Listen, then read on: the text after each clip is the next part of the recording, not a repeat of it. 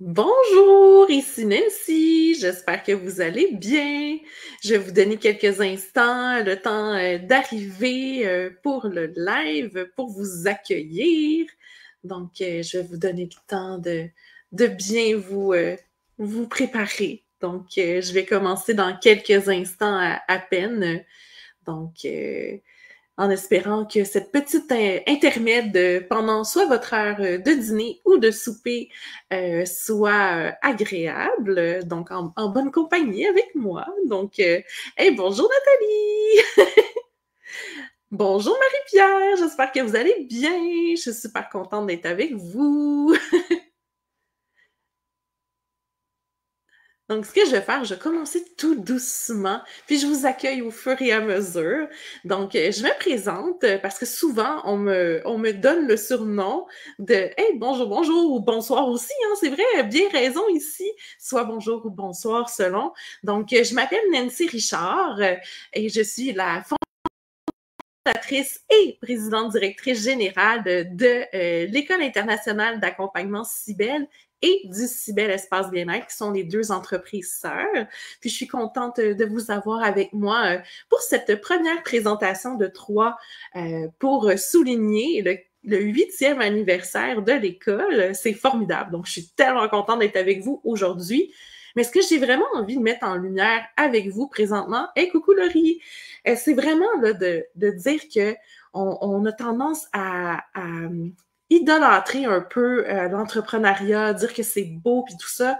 Mais la vie, tout comme l'entrepreneuriat, n'est pas toujours un long fleuve tranquille et surtout pas une ligne droite. Hein. Vous allez voir, là, on prend des chemins, on essaye des trucs, puis c'est comme ça qu'on vit les choses. Hey, bonjour Aurélie, bonjour Gwenaëlla. Puis, ben, il faut apprendre, en fait, là, à suivre le courant.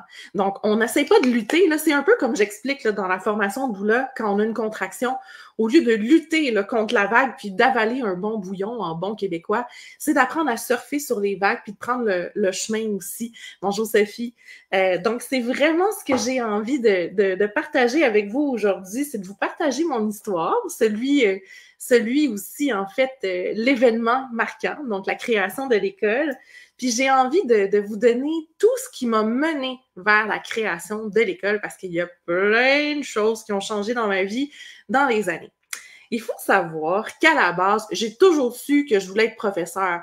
Sans blague, vous pourrez demander à mes parents ou ma sœur, j'ai reçu en cadeau un immense tableau vert que je plaquais sur mes deux portes de garde-robe et je jouais à l'école dès l'âge de 4 ans. Puis je savais même pas ce que c'était l'école encore, mais dans ma tête, c'était jouer à l'école. Je savais que j'allais triper ma vie sur le monde de l'éducation. J'avais aucune idée encore. Puis là, les années ont passé, l'école primaire, tout ça. Puis l'école, ça a toujours été mon havre de paix. J'ai toujours même dit au niveau entrepreneurial que l'école, c'est ce qui m'avait guidée dans tous mes pas de ma vie, puis qu'un jour, j'allais avoir ma propre école, puis j'avais aucune idée dans quoi. Et le secondaire, donc le lycée, peut-être pour certaines parmi nous en ce moment, ça a vraiment été, coucou d'elle, ça a vraiment été super marquant pour moi parce que je suis entrée en fait, là, j'ai embarqué, comme on dit, dans les cadets de l'Aviation royale du Canada.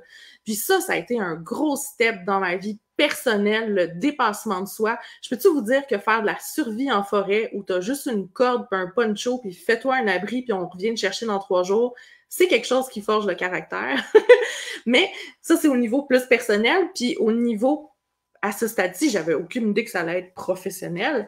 Mais c'est là que j'ai appris à créer des leçons. Donc, bâtir des cours pour les autres cadets. Puis c'était des cours de n'importe quoi, là. Des cours d'aviation, donc c'est quoi les pièces d'avion, des cours de marche militaire, des cours de lip-sync, OK? Je faisais des concours de lip-sync, moi, c'était trippant. Salut Judith! Puis ça a vraiment comme forgé mon caractère. Donc, j'ai travaillé vraiment toutes les sphères de ma vie. Puis c'est là que je savais que j'étais vraiment faite pour donner des cours. Puis là, il faut savoir, quand on donne des cours dans les cadets, on donne des cours à des personnes du même âge que soi. Mais moi, dans ma tête, j'allais enseigner à des enfants parce que j'étais une enfant quand même, là, une ado, puis que j'allais enseigner comme ça. Fait que là, j'ai décidé d'aller à l'université en enseignement, donc en éducation préscolaire, enseignement primaire. J'ai enseigné pendant quelques années d'ailleurs, puis j'ai jamais fait les choses comme tout le monde. Je voulais créer vraiment mon matériel pédagogique, faire des activités vraiment extraordinaires. Fait que j'ai décidé d'écrire pas un, pas deux, mais 3 romans pour les enfants, euh, je dirais de 8 à 12 ans. Puis j'avais fait comme les cahiers d'activités en lien avec ces romans-là. Puis je faisais vraiment toutes les matières scolaires à partir du roman. Donc, je pouvais décider de faire mes mathématiques, le français composition, français exposé oral, tout l'univers social aussi, l'art plastique, la science, et j'en passe. Je finissais toujours par trouver un petit lien à partir de mon roman. Puis en fait, c'était une trilogie de romans fantastiques parce que là, j'ai de l'air sérieuse comme ça devant vous. Mais moi, je suis très geek dans la vie. J'adore jouer à des jeux vidéo, tuer des démons, puis la totale. Donc, ça change un peu le personnage. Fait que j'ai décidé d'écrire 3 romans fantastiques. Le premier, c'était avec des créatures fantastiques. Le deuxième, c'était un voyage dans le temps. Puis le troisième, c'était avec des extraterrestres. Fait que là, je faisais déjà tout ça, mais vous comprendrez que d'écrire des romans, gérer la classe, tout ça, ça m'en fait vraiment beaucoup. Puis c'était pas tout à fait ce que je pensais que c'était. Les conditions de travail étaient pas évidentes. Puis honnêtement, là, j'ai pas de chapeau, mais je fais le geste, là. Je lève vraiment mon chapeau à tous les enseignants, enseignantes niveau primaire actuellement. Moi, ça a été vraiment trop bouleversant pour moi. J'ai décidé de quitter. J'étais comme un peu dépassée parce que je savais que c'était ma vie enseigner, mais j'avais pas trouvé ma clientèle. Puis, tu sais, quand tu as 19 ans puis que tu t'inscris à l'université puis tu dis, moi, je vais enseigner à des adultes puis tu es à peine du côté de la ligne de la majorité, tu sais pas c'est quoi le parcours qui t'attend ou qu'est-ce que tu devrais faire comme étude puis tout ça. Fait que j'ai comme été un peu bouleversée de savoir que, ben, citron de citron, ben, j'ai raté ma vocation. Mais c'était rien parce que j'étais vraiment promue à quelque chose d'autre. Puis aujourd'hui, je trippe ma vie, là. Je pense que vous pouvez l'entendre dans ce que je vous raconte là. Mais c'est là que j'ai décidé d'aller travailler comme secrétaire dans une entreprise de chaudron de cuisine, OK? Là? Quand je vous dis que c'est vraiment à l'opposé de ma personnalité profonde, là, c'était vraiment très différent. Puis rapidement, mais là, c'est là que j'ai commencé à comprendre c'était quoi gérer une entreprise, faire le développement des affaires. Puis on m'a promu directrice des entrepôts au niveau international. Au niveau international, j'ai fait « Oh wow! Moi, je triple, j'aime ça, là, gérer l'entreprise puis tout ça. » Mais au fond de moi, il me manquait comme la partie qui me nourrit viscéralement. J'avais pas d'opportunité d'enseigner. Fait que j'ai décidé de quitter. Je suis allée travailler dans une garderie un petit peu. Puis j'ai fait non, là, je pensais que je m'ennuyais des enfants, mais en fait, c'était mon horloge biologique qui sonnait. Je m'ennuyais pas des enfants. Je pense que j'étais plus rendue au stade d'avoir mes enfants. Et oui, c'est toute une différence. Là, c'était comme un monde parallèle. Là. Fait que là aussi, j'ai fait ouais, finalement, je suis plus due pour avoir mes enfants que travailler avec les enfants. Fait que je suis retournée dans le côté un peu plus entrepreneurial. Je suis allée travailler dans une entreprise dans le domaine de l'assurance. C'est là que j'ai découvert vraiment toutes les spécialités comme ostéopathie, physiothérapie, naturopathie, doula et compagnie, puis parce que je recevais les reçus de frais des reçus de frais là, en fait là, de ces professionnels-là. J'ai fait des recherches pour savoir ce que c'était, puis tout ça. Et il m'est arrivé un accident. J'ai perdu l'usage de mon bras pendant 1 mois.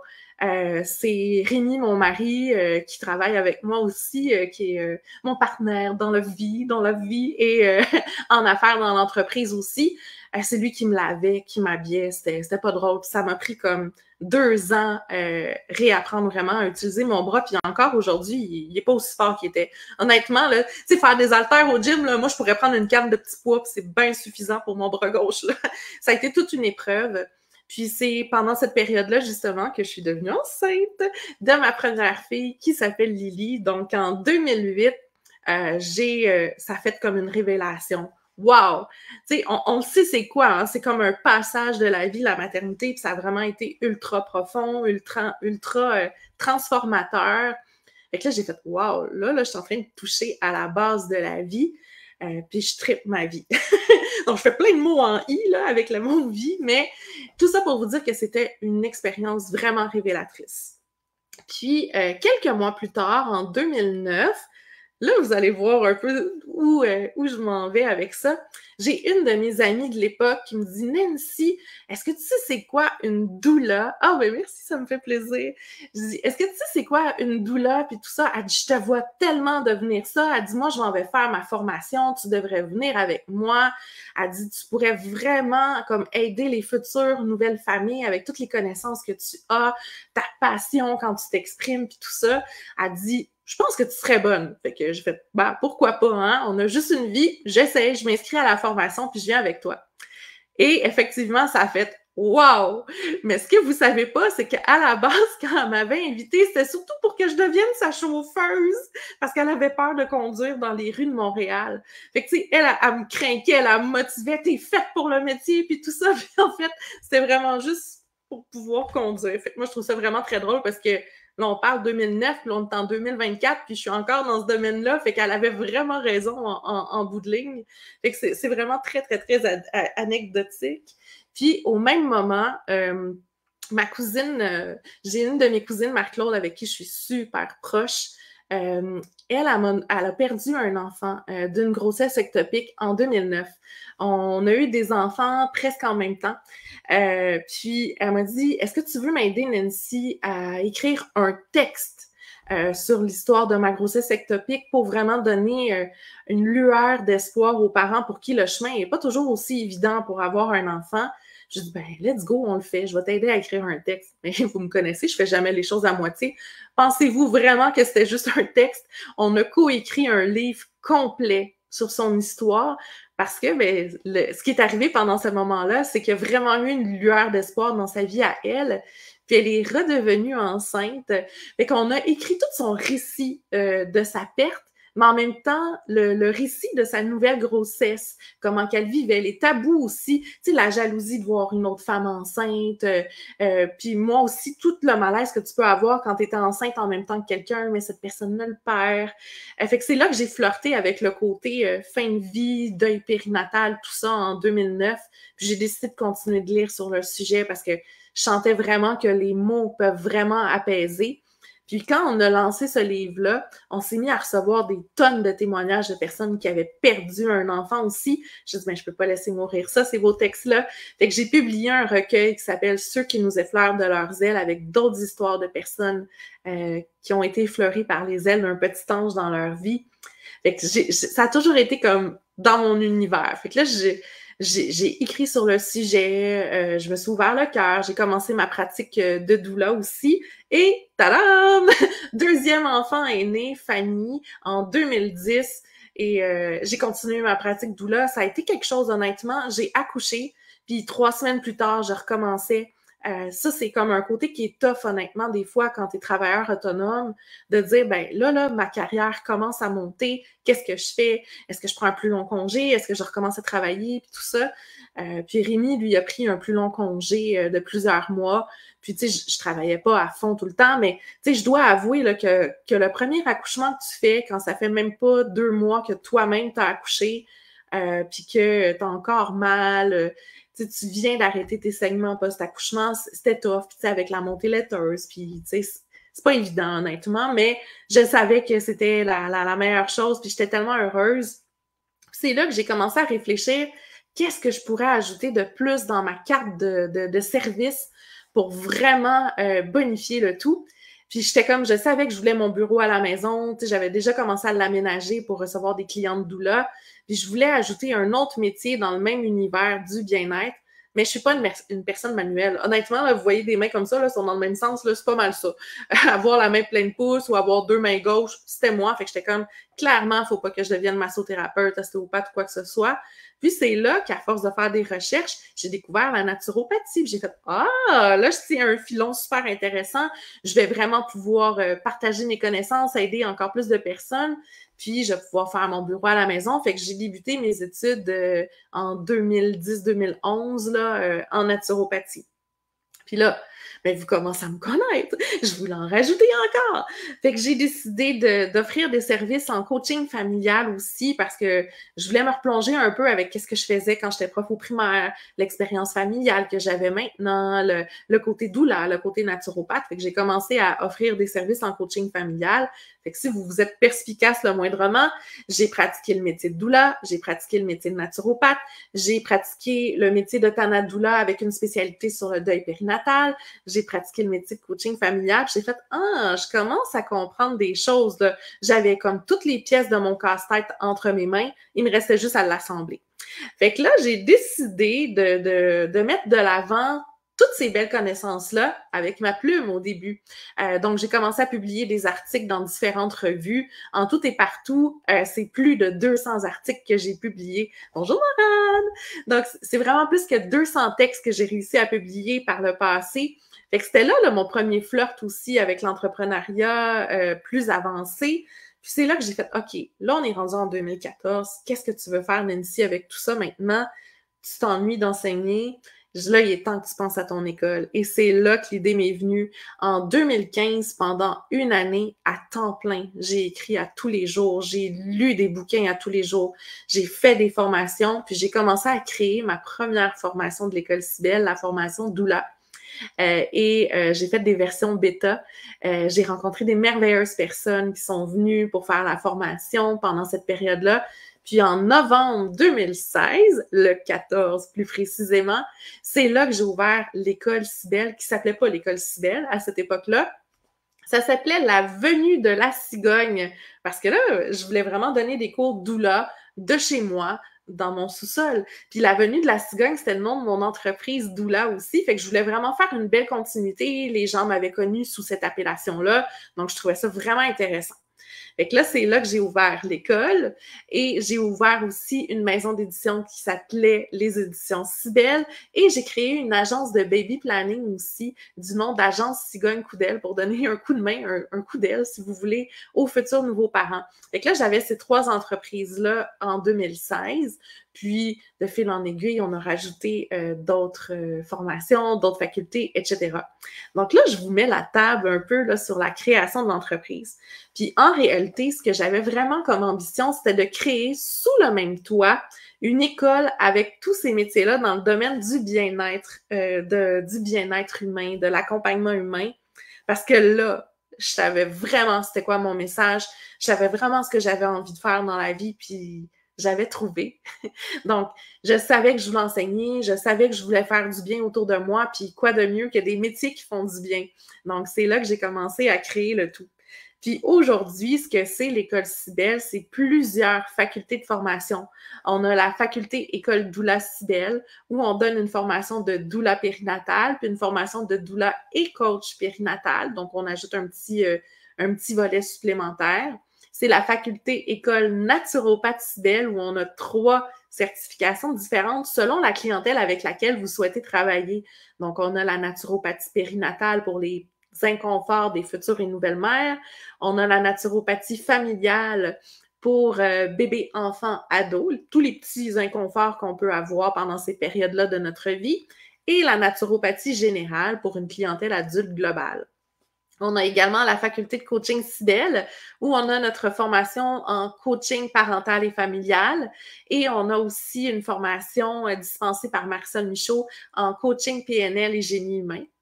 Et on a également la faculté de fin de vie Cybelle, où on donne la formation de Tana doula, donc de l'accompagnement en fin de vie. Et puis, on a une dernière faculté, ce qui est la faculté d'andragogie Cybelle. Et l'andragogie, c'est le beau mot pour dire l'art de l'enseignement aux adultes.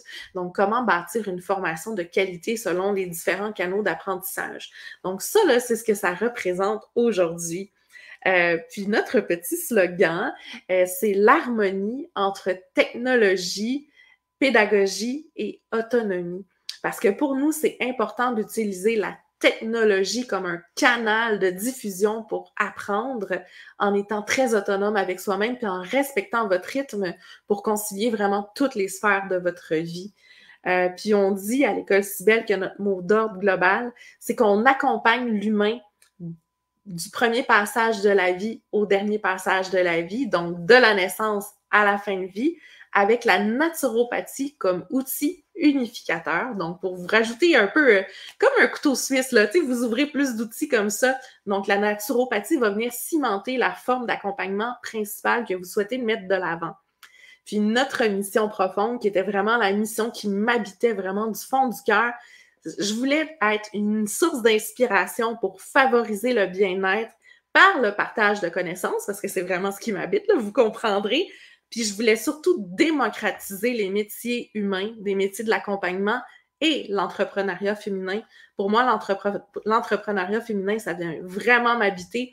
Puis on a même organisé, mais là, ça s'en vient, là, j'en dirai pas plus, mais on a un gala Méritas à chaque année pour encourager des futures femmes d'affaires. Je vous en dis pas plus à ce stade-ci.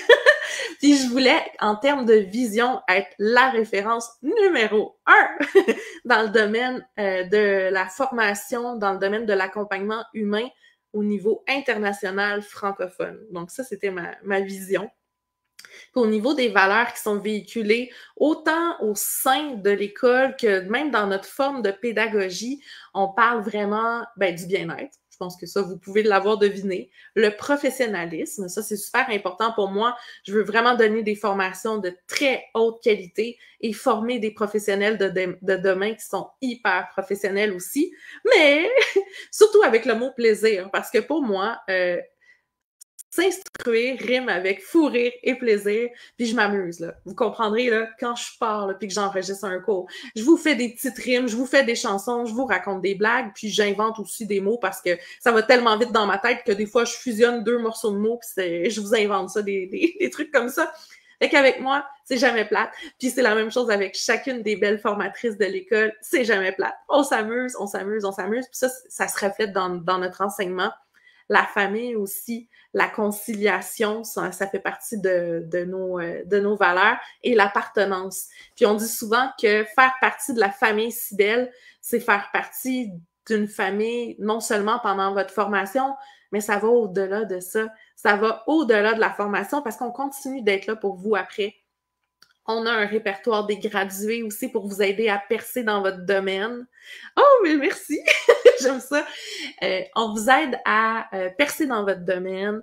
On a créé une autre entreprise que j'ai nommée rapidement le Cybèle Espace Bien-être. C'est notre entreprise qui dispense que des formations continues et de spécialisation pour vous parce que vous venez de faire des fois une grande formation. Puis là, si vous décidez d'adhérer dans une association professionnelle, on vous oblige souvent de faire 10 à 50 heures de formation continue par année.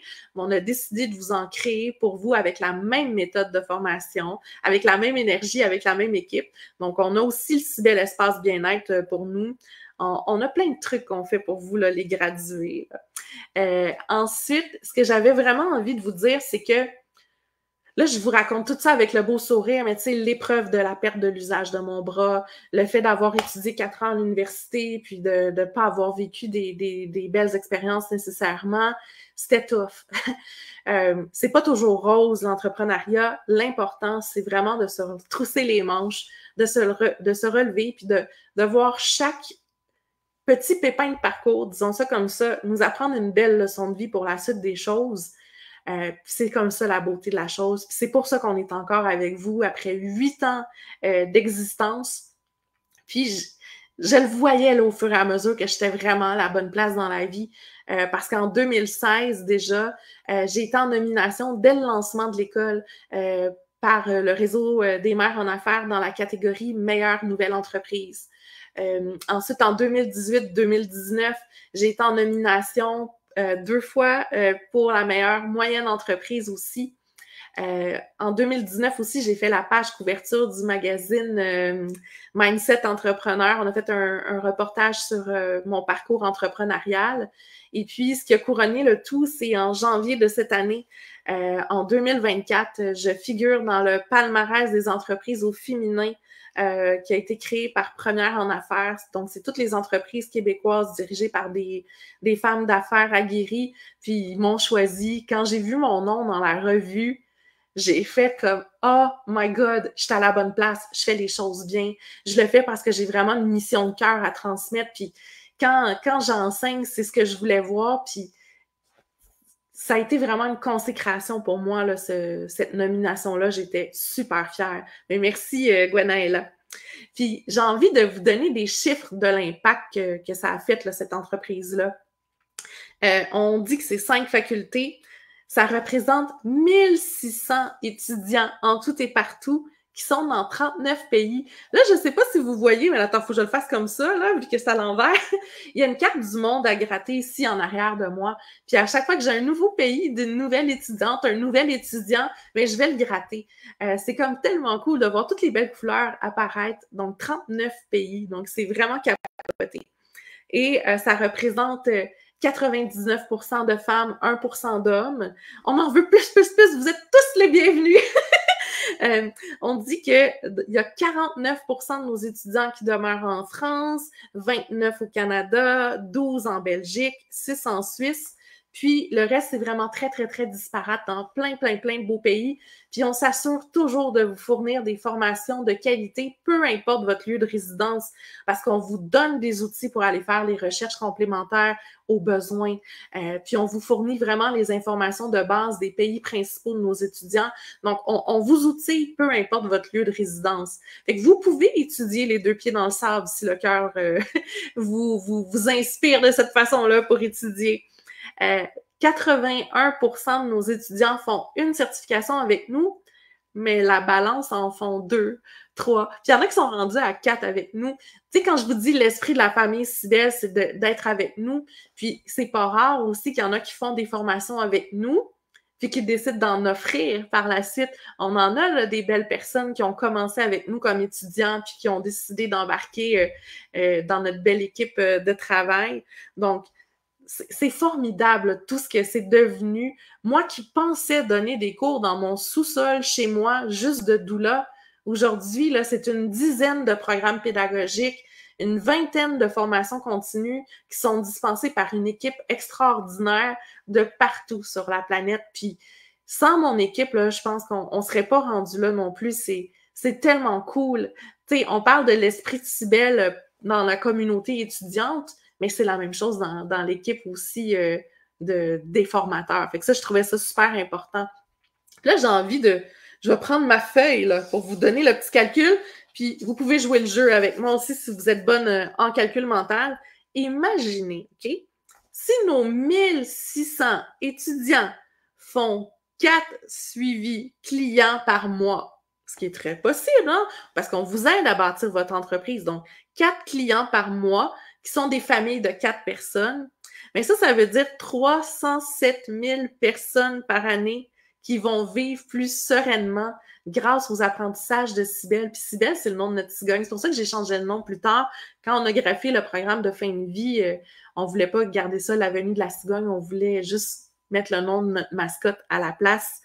Ça veut dire là, que ça fait depuis les 8 ans, si on garde un peu la même fréquence de suivi, là, ça veut dire qu'on aurait pu aider 2 millions de personnes sur la planète grâce à notre bonne humeur, grâce à nos apprentissages, grâce au bien-être qu'on a envie de véhiculer une fois qu'on gradue là, auprès de notre clientèle. C'est vraiment puissant, là. Donc, quand j'ai commencé ça, comme je vous le dis, là, je le réitère encore ici, quand je donnais des cours dans mon sous-sol toute seule, je pensais jamais qu'un jour, je pourrais avoir une portée comme ça par mon message d'amour. Je trouve ça vraiment capoté. Donc, si je récapitule un peu sommairement, l'école Cybelle, c'est vraiment une école professionnelle, adaptée à notre réalité d'aujourd'hui. Oui, une petite armée du bonheur, c'est vraiment ça. Ça fait la différence dans la vie des gens. C'est ça, Cybelle. C'est vraiment le message que j'avais envie de vous partager aujourd'hui pour souligner la semaine de festivités en lien avec l'anniversaire. Puis, tu sais, qui dit anniversaire de l'école dit promotion annuelle aussi. Fait que vous allez voir là, dans les prochains jours, là, on va avoir toutes des petites annonces à vous faire. Je vais continuer d'en parler dans le 2e live de la série et même le 3e. Donc, j'en fais un ce vendredi à 12h30 heure du Québec, donc 18h30 heure d'Europe. Où je vais vraiment vous parler de c'est quoi un processus de reconversion de carrière, comment vous pouvez aspirer justement à devenir votre propre patron, voler de vos propres ailes, comme Cybelle. Donc, je vais vous parler de ça le vendredi, là, pendant le prochain live. Et dimanche, mais là, j'ai comme l'honneur et le bonheur de recevoir des personnes lumineuses qui ont vécu le parcours d'étudiantes chez nous, qui vont venir nous partager une tranche de vie, qu'est-ce qu'ils ont fait avec ça, comment je pourrais dire ça, la communauté qui a été créée autour de ces personnes-là, puis peut-être que ça va vraiment vous inspirer d'embarquer avec nous. Donc, j'espère vraiment que vous avez passé une petite demi-heure vraiment agréable en ma compagnie. Puis moi, j'étais extrêmement choyée. Là. Continuez de faire ça là, dans les prochains lives, là, de vous voir commenter. Je prends toujours la peine de vous lire. Je trouve ça vraiment extraordinaire. Donc, n'hésitez pas au prochain live aussi de continuer comme ça. Puis peut-être même, si le cœur vous en dit, de le partager, le live, parce que peut-être que vous allez inspirer quelqu'un de votre propre communauté aussi à changer un peu la voix. Donc, c'est vraiment trippant. Donc, n'hésitez pas à partager. Puis, merci aussi de votre présence. Donc, je vois, merci pour ce beau partage. Merci, Rémi. Donc, je voulais vous dire merci à vous d'avoir passé cette petite demi-heure-là avec moi. Donc, je vous souhaite une merveilleuse journée. À la prochaine!